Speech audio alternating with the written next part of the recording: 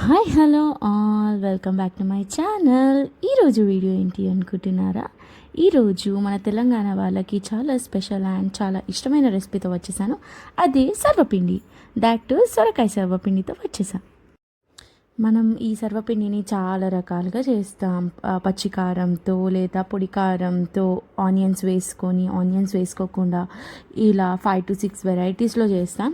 నేను చూపించేది ఇంకొంచెం వెరైటీగా ఉంటుంది. ఇది మా అత్తమ్మ స్టైల్.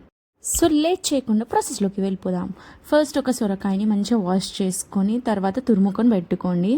అందులోనే ఒక పెద్ద సొరకాయకి ఒక 5 to 6 spoons of rice flour వేసుకోవాలి. నేను ఫస్ట్లీ ఒక 4 స్పూన్స్ వేసుకున్న తర్వాత సాల్ట్, కారం, జీరా అండ్ నువ్వులు, ఒక హాఫ్ స్పూన్ అంతా ధనియాల పొడి వేసుకొని అంతా మిక్స్ చేసుకోవాలి. దీంట్లో అస్సలు వాటర్ యాడ్ చేయదు. మనకు సొరకాయలో ఉన్న వాటర్తోనే పిండి మొత్తం మిక్స్ చేసుకుంటాం.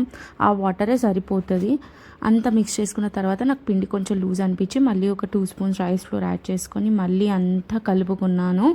మంచిగా కలుపుకోవాలి. సాల్ట్, కారం ఒక్కసారి మళ్ళీ చెక్ చేసుకొని ఈ స్టేజ్లోనే మిక్స్ చేసుకుంటే మంచిగా కలిసిపోతుంది.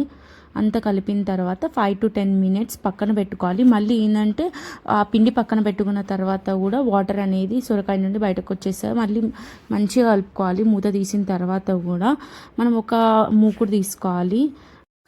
అది నీట్గా క్లీన్ చేసేసి ఆయిల్ అప్లై చేసుకొని మొత్తం అంతా మూకుడంతా స్ప్రెడ్ చేయండి. మీరు పిండి ముద్ద ఒక్కొక్కటిగా తీసుకొని మంచిగా దాన్ని సర్వపిండి షేప్లో ఒత్తుకోండి. సో మీ ఇష్టాన్ని బట్టి షేప్ అనేది చిన్నగా చేసుకోవచ్చు, పెద్దగా చేసుకోవచ్చు. నేనైతే కొంచెం మీడియం సైజులో చేసుకున్నాను. తర్వాత మధ్యలో హోల్స్ పెట్టుకొని మళ్ళీ కొంచెం ఆయిల్ అప్లై చేసుకోవాలి. ఒక 1 to 2 చిన్న స్పూన్స్ ఆయిల్ అప్లై చేసేసుకొని కొంచెం వాటర్ స్ప్రింకిల్ చేసుకోవాలి. ఇది మా అత్తమ్మ స్టైల్ అని చెప్పాను కదా. సో మా అత్తమ్మ వాటర్ అప్లై చేసుకొని ఇలా మూకుడంతా స్ప్రెడ్ చేసేసి పొయ్యి మీద పెట్టేసి లెఫ్ట్ సైడ్ ఒక 5 minutes, రైట్ సైడ్ ఒక 5 minutes ఇలా లిడ్ పెడుతూ ఉడికించిన తర్వాత మళ్ళీ మూత తీసేసి ఎడ్జెస్ అంతా మనం ఇలా సరాతంతో రిలీజ్ చేసేయాలి. అప్పుడు ఏంటంటే అడుగంటుకోకుండా మంచిగా నీట్గా వస్తుంది సర్వపిండి.